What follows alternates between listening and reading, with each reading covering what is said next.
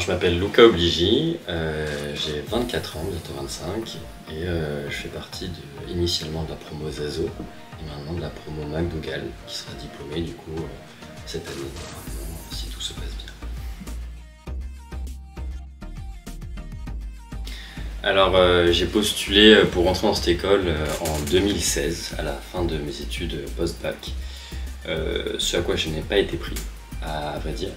Et on m'a proposé de faire la prépa, qui initialement était la première prépa en accord avec l'école, littéralement. Et j'ai du coup fait un an de prépa, et j'ai repassé le concours, et à la suite de cela, je suis rentré dans cette école grâce à cette prépa.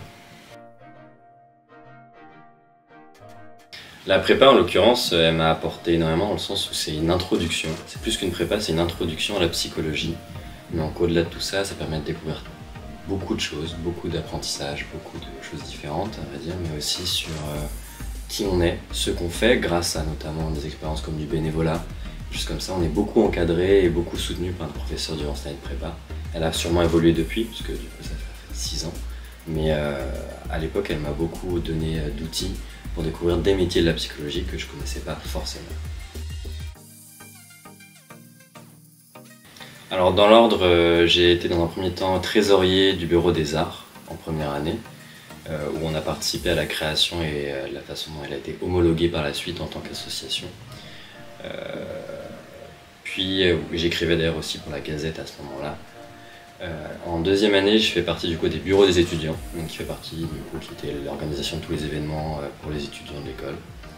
Et par la suite, en troisième année, et même depuis, je fais partie de l'association Pacifique qui essaye d'aller littéralement à toutes les courses, on va dire, de voile ou de sport nautique, comme la course croisière EDEC ou la Speedofine.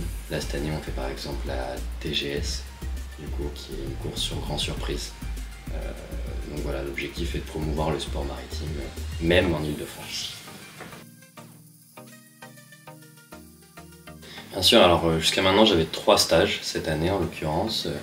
Un premier qui est à l'unité médico-judiciaire de l'Hôtel-Dieu. Donc là, je fais toujours de l'accueil de jeunes mineurs, de, on va dire, à peu près 2 ans à 17 ans.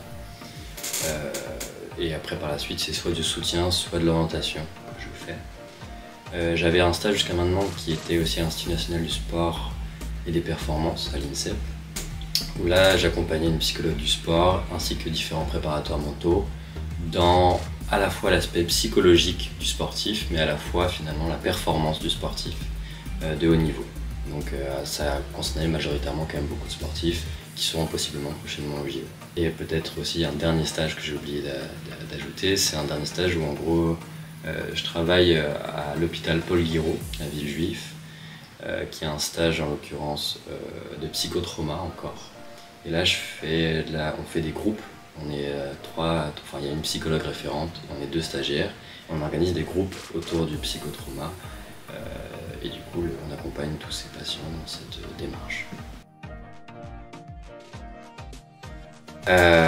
J'ai 2 idées un peu concrètes. Il y en a une qui serait soit de rester en région parisienne et d'allouer à la fois, on va dire, un espèce de mi-temps à 50-60% avec à côté soit de la formation, soit justement retourner vers le sportif. Ça c'est un premier projet. Soit un projet un peu plus tout autre, c'est de partir justement vers les dom-toms et de travailler toujours dans les dom-toms de façon un peu à quitter la vie parisienne, parce que en l'occurrence je l'ai jamais quitté, venant quand même de la région parisienne, ça serait peut-être un beau projet de travail. Alors c'est assez atypique, mais moi j'ai fait mon stage de 3e chez un neuropsychologue à l'Office des anciens combattants. Donc j'ai accompagné ce monsieur sur mon stage de 3e durant une semaine, où lui faisait en l'occurrence du soin de personnes en situation de pathologie, oui, de maladie si on va dire, où en gros à l'époque il soignait les personnes qui étaient atteintes d'Alzheimer, ou essayait de les accompagner au mieux, de façon à réduire l'impact de l'Alzheimer au fur et à mesure du temps. Et ce stage a été en fait très marquant, sur quoi je me suis dit pourquoi pas faire ça. Arrivé au bac, je me suis dit en fait il n'y a pas 50 000 façons de devenir psychologue en France. La fac, je m'y voyais très peu, venant d'un lycée avec des difficultés, avec beaucoup de gens, etc. Et j'ai découvert en fait l'école de psychologue praticien sur un salon étudiant. Et comme ça, un jour, j'ai présenté le concours et fil en aiguille, je l'ai reçu.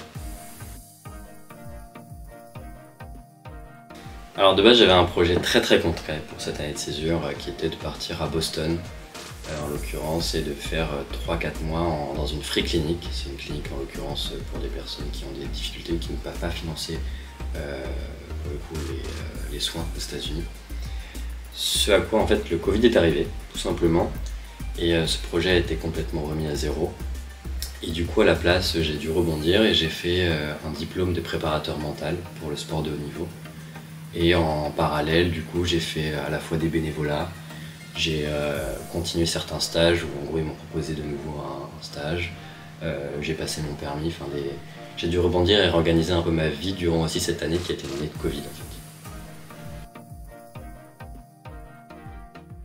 Complètement, c'est une année qui m'a permis en fait de me poser, de réfléchir aussi sur mes études. Ça fait du coup 4 ans que j'étais en psychologie et je me voyais en fait continuer littéralement dans ce domaine-là et encore plus dans la dimension sportive parce qu'en préparant ce diplôme de préparateur mental, je m'apercevais vraiment de la nuance entre la psychologie du sport et la préparation mentale qui sont des choses complètement à dissocier et sur quoi j'espère pouvoir continuer à travailler dedans à un moment de ma vie. Alors aujourd'hui, on va dire que je suis heureux quand même dans cette école. Enfin, je n'aurais pas passé 7 ans dans cette école en l'occurrence si je n'avais pas été heureux et si le cadre ne me convenait pas. C'est ce rapport que j'ai toujours cherché, ce rapport aussi avec l'administration, ce rapport avec les élèves. C'est que finalement on n'est pas 2 ou 3 000 élèves, mais qu'on est littéralement en fait des gens, on connaît à peu près tout le monde, on sait à peu près à quoi tout le monde ressemble, c'est nos futurs collègues, des amis qui sont là. Donc c'est on va dire un lieu d'apprentissage qui est très agréable.